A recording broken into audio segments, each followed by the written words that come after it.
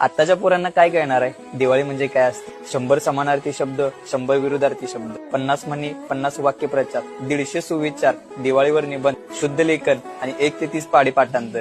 शेवटचा पेपर सरांच्या हातात दिला की आम्ही किल्ला बनवण्यासाठी पळत घरला जायचो. लाल माती, पोती, दगड सगळं शोधायचो आणि किल्ला बनवायला चालू करायचो. ही मजा आत्ताची मुलं घेऊ शकत नाहीत, कारण आता रेडीमेड किल्ले आलेले आहेत. दिवाळीच्या आदल्या दिवशी फटाके आणि कपडे आणल्यानंतर आम्हाला झोप नाही लागायची. असं वाटायचं की सकाळ कधी होत्या. फटाक्यांच्या पिशवीकडे बघत बघत आम्ही झोपायचो. दिवाळीच्या सुट्टीत आम्ही इतका एन्जॉय करायचो की सुट्टी संपत आल्यानंतर आमच्या लक्षात यायचं दिवाळीच्या सुट्टीतला अभ्यास राहिलाय.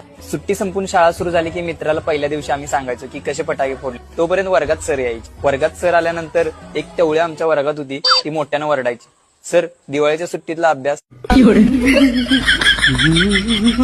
आणि ती स्टीलची पट्टी पण घेऊन यायची. आणि माझा कधी दिवाळीत अभ्यास पूर्ण नसायचा. पहिल्या दिवशी मार खायचा.